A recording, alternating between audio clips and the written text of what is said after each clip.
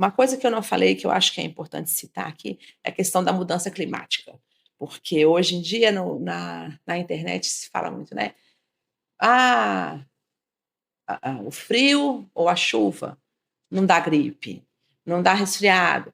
Não dá mesmo, não. Resfriado e gripe são doenças virais, não são causadas É o pela mudança vírus de andando, temperatura. né? Pelo ar. O vírus não vem aqui na chuva, nem vem no frio, Ele corre mas de maneira a diferente. mudança de temperatura influencia? Sim, sim. Por quê? Porque ela afeta o sistema imunológico, né? A imunidade da criança. O nosso organismo foi feito para trabalhar numa temperatura média de 34, 30, até 36 graus, que é a nossa temperatura corporal.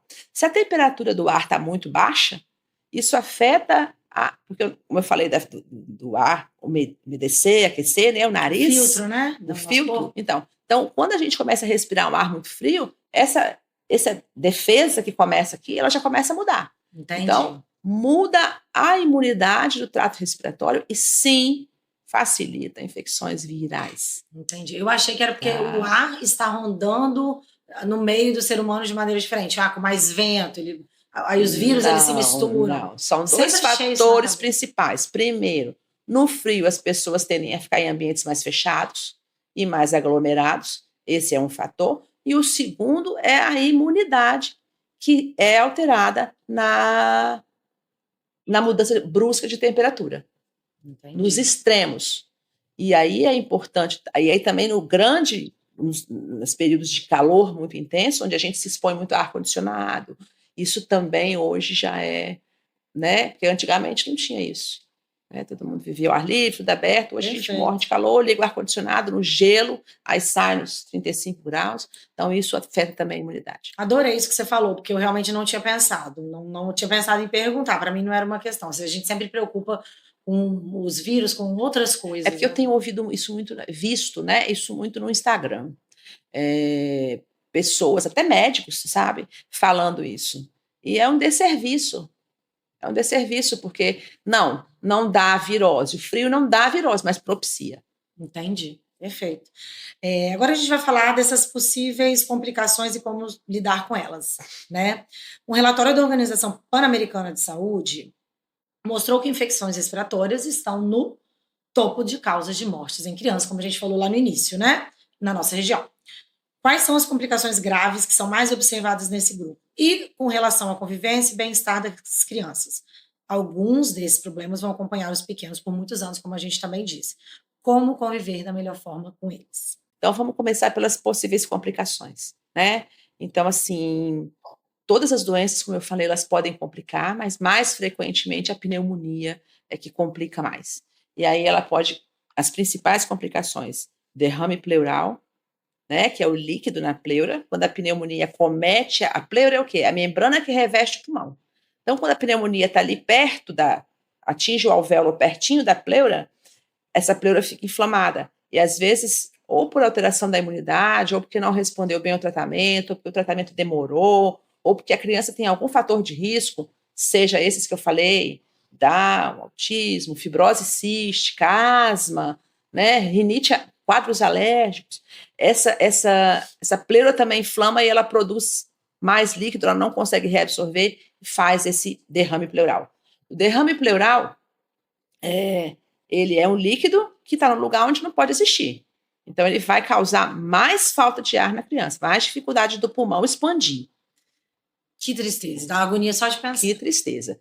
Mais triste ainda é a gente pensar, esse líquido, ele pode melhorar só com um antibiótico, com o tratamento, né? Tratamento, antibióticos, terapia, seja lá. Um monte de coisa que a Um criança já monte se de incomoda, coisa. digamos assim, ela já está lá desesperada. E quando não Exatamente, que melhora tem com esse isso? contexto também, da criança que chora, da criança que não deixa pegar a veia, da criança que está sofrendo. Bom, mas enfim, esse líquido ele também pode se tornar infectado e se transformar em pus ali, faz o que a gente chama de empiema pleural, que aí é muito mais grave, que o tratamento é cirúrgico, precisa ir lá tirar essa Foi secreção. aquilo que aconteceu que a gente conversou. Isso, exatamente. É extremamente grave, potencial de complicar mais Tô até ainda, ou seja, arrepiada de levar de imaginar a situação. com risco de morte, né? Uma coisa extremamente complicada. Traumática, digamos assim, para os pais, para crianças. Dramática para a família inteira, né? Eu falo que quando um ser adoece, a família toda adoece. Uma criança, então, é muito mais trágico, porque criança não foi feito para adoecer, né? Criança é alegria, é vida nascendo, vida crescendo na nossa vida. Então, isso traz um contexto, um cenário muito, muito triste para a criança e para a família, né? E essas são complicações, essa talvez seja a complicação mais grave. Pode cursar a consciência respiratória também, sem ter derrame pleural, mas a pneumonia que não melhora, que vai aumentando a despeito de tratamento, e a criança entra em ciência respiratória, tem que ir para tubo, respirador também, com risco de morte, cirurgia. Exatamente. Internação de muitos dias. Como internações prolongadas. E aí, como lidar com elas? Né? É importante a gente saber que isso, quando uma criança tem uma doença, que seja um resfriado, a gente sabe que os pais já ficam, né? Isso afeta muito a família. Quando é uma doença grave, então, isso é muito sério, gente.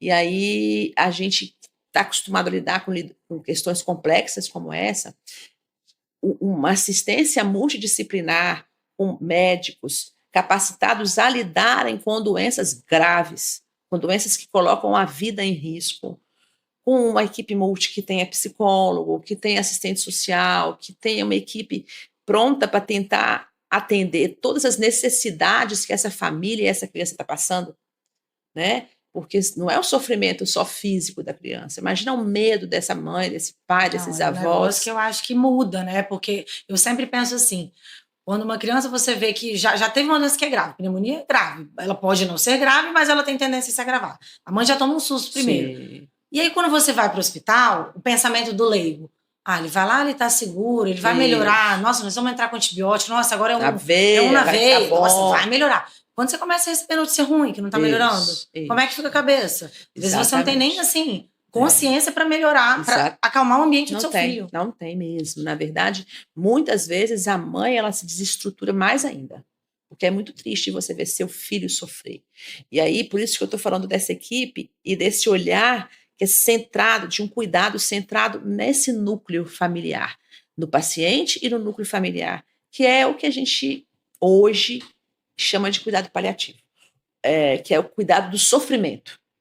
Cuidado paliativo é muito importante a gente dizer, não é o cuidado só com quem está morrendo, com quem está perto do seu fim. Com doença terminal. Não, doença que causa sofrimento. Doença grave que causa sofrimento. Porque as doenças que causam sofrimento, elas têm um contexto que vai muito além do paciente. E do físico também, né? Muito além do físico. Então, esse olhar para as 4 dimensões de sofrimento, físico, emocional, familiar, né? Do entorno, no caso da criança, a escola, os coleguinhas, né? E espiritual, porque mexe com as crenças, mexe com a fé, mexe com muita coisa. O índice de estresse pós-traumático, depois de um cenário desse, é muito alto. Então, isso é uma coisa que faz a gente sofrer, mas, ao mesmo tempo, para mim, faz todo sentido o trabalho que eu faço. Porque você ter essa visão, né, multidimensional, dentro do contexto de uma doença grave, faz toda a diferença no segmento.